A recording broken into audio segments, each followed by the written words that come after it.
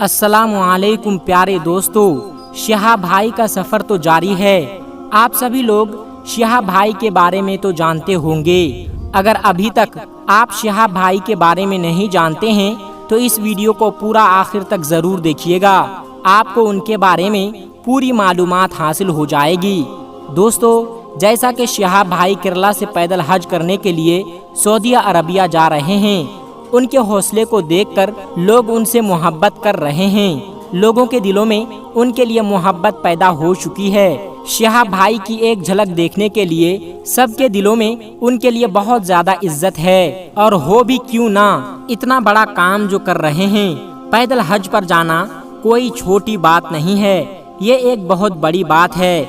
इस पैदल हज पर जाने के लिए शिहाब भाई को कितना खर्चा आया होगा, आज की इस वीडियो में हम आपको ज़रूर बताएंगे। और दोस्तों, शिहाब भाई से मुतासिर होकर दो और लोग हैं जो हज के लिए हिंदुस्तान से पैदल सऊदी अरबिया निकल पड़े हैं। तो बात करते हैं उन दो लोगों के बारे में। ये दोनों कौन हैं, कहां से हैं, उनका क्या नाम है, क्या उनके पास सऊदी अरबिया जाने के लिए परमिशन, पासपोर्ट, वीज़ा वगैरह है या नहीं, और क्या ये लोग पैदल सऊदी अरबिया जाएंगे और जिस देश से गुजरेंगे क्या उन लोगों के पास उस देश की परमिशन है।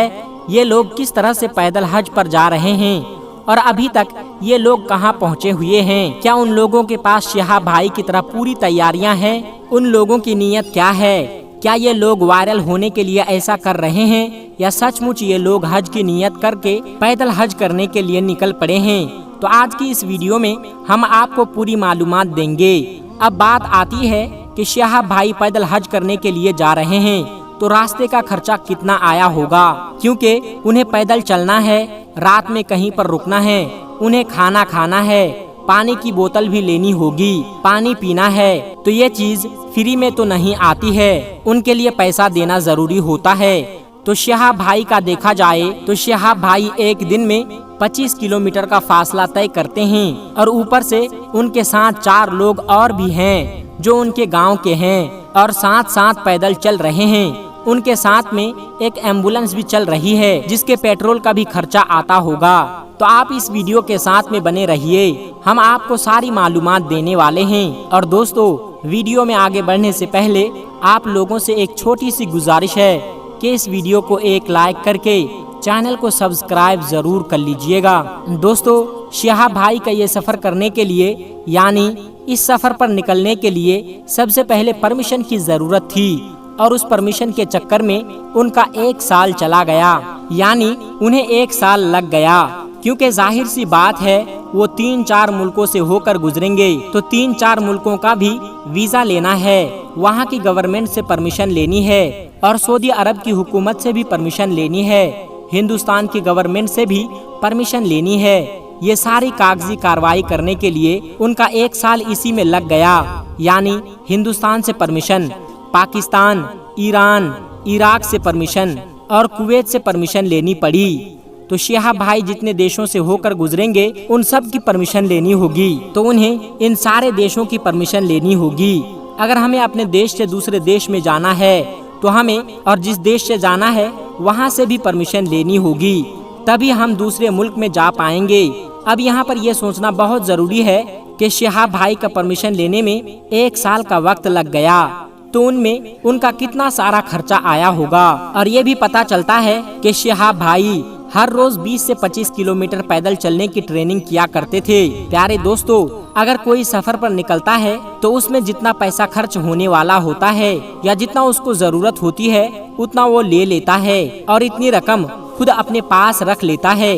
अगर शिहाब भाई को देखा जाए तो उन्हें यह सफर शुरू किए हुए 2 महीने से ज्यादा हो चुके हैं और 40 दिनों तक तो उन्हें कोई भी नहीं जानता था कि वो पैदल हज पर जा रहे हैं, किसी को कुछ नहीं पता था। फिर हाल ही में 20 दिनों के अंदर शिहाब भाई इतना मशहूर हो गए हैं कि हर बच्चा, हर नौजवान, हर बुजुर्ग उनको जानता है। दोस्तों, अब आप खुद सोचिए, जब शिहाब भाई ने ये सफर 2 जून से शुरू किया था तब तक उन्हें कोई नहीं जानता था, तब तक उनके 40 दिन हो चुके थे, यानी कि 40 दिन तक उन्होंने ये सफर अकेला किया था। तो सोचिए इस 40 दिन में उनका कितना सारा पैसा खर्चा हुआ होगा, खाने पीने में, या किसी होटल में रुकने के लिए कितना पैसा खर्चा हुआ होगा, इस बात से आप अंदाजा लगा सकते हैं। और शिहाब भाई को मक्का पहुंचने में 280 दिन लगेंगे और 280 दिनों में शिहाब भाई को कितना पैसा खर्चा करना पड़ेगा, ये आप कमेंट बॉक्स में जरूर बताइएगा। शिहाब भाई का कितना खर्चा होगा?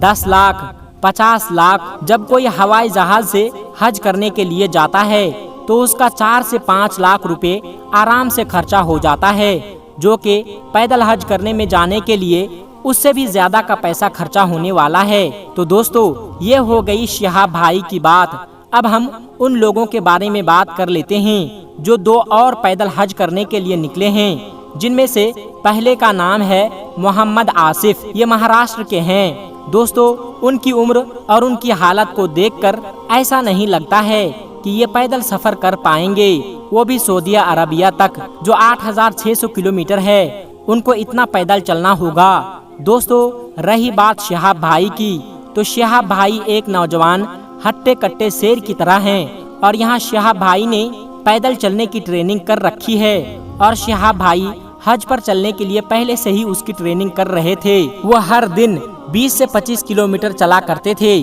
और अब मोहम्मद आसिफ की बात कर लेते हैं, तो ना उनके पास ट्रेनिंग है और ना ही उनके पास किसी तरह का वीजा और ना ही परमिशन और ना ही पासपोर्ट।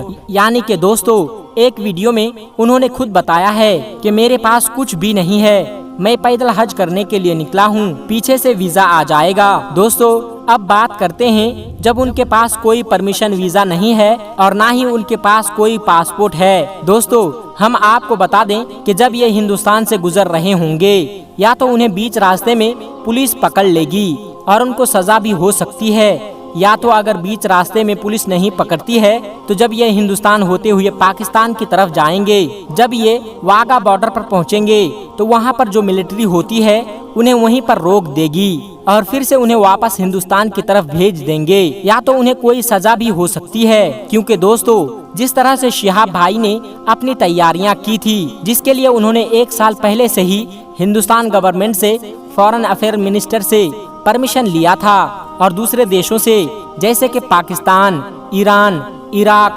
कुवैत, सऊदी अरब से परमिशन लिया था कि उनके देश से होते हुए सऊदी अरब में इंटर कर जाएंगे।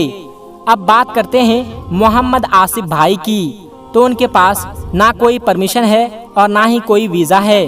दोस्तों, अगर उनको हज करना है, पैदल करना है, तो उनको सबसे पहले तो जो पूरा प्रोसेस होता है उस प्रोसेस को पार करना होगा। यानी कि उन्हें तमाम देशों से परमिशन लेनी होगी, हिंदुस्तान से परमिशन लेनी होगी, जो कि अब उनके पास कोई भी परमिशन नहीं है। और उन्होंने बताया है क्योंकि उन्हें हिंदुस्तान से मक्का पैदल हज करना है तो उसमें बहुत ज्यादा पैसा भी खर्चा होगा और आसिफ भाई के पास कुछ भी नहीं है और उन्हें हिंदुस्तान से बाहर नहीं जाने देंगे, यानी ये पाकिस्तान में इंटर नहीं कर पाएंगे क्योंकि उनके पास कोई भी परमिशन नहीं है। अब बात करते हैं दूसरे भाई के बारे में। दोस्तों, उनकी एज भी बहुत ज्यादा है, जो पैदल सफर करने के लायक नहीं है।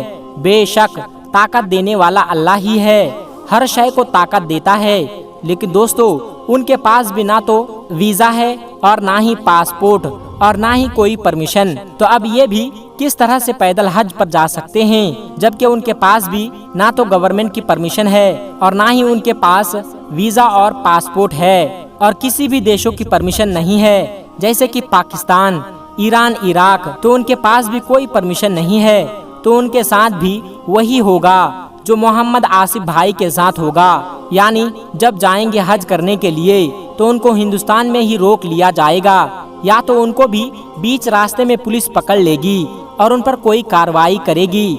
अगर उनको बीच रास्ते में पुलिस नहीं पकड़ती है तो उनको भी जब ये वाघा बॉर्डर पर पाकिस्तान जाने के लिए आगे बढ़ेंगे तो उनको हिंदुस्तान की आर्मी जो वहाँ पर तैनात है उन्हें रोक देगी और उल्टा उन्हें वापस भेज देगी।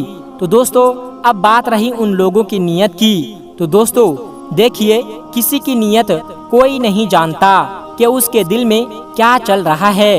हो सकता है कि उनके दिल में सच्ची मोहब्बत हो, उनके दिल में भी चाहत होगी कि ये भी पैदल हज करने के लिए जाए, या तो हो सकता है ये भी कि उनकी नीयत सिर्फ वायरल होने की हो। दोस्तों अब उनकी क्या नियत है ये सिर्फ और सिर्फ अल्लाह तबारक व तआला ही बेहतर जानता है।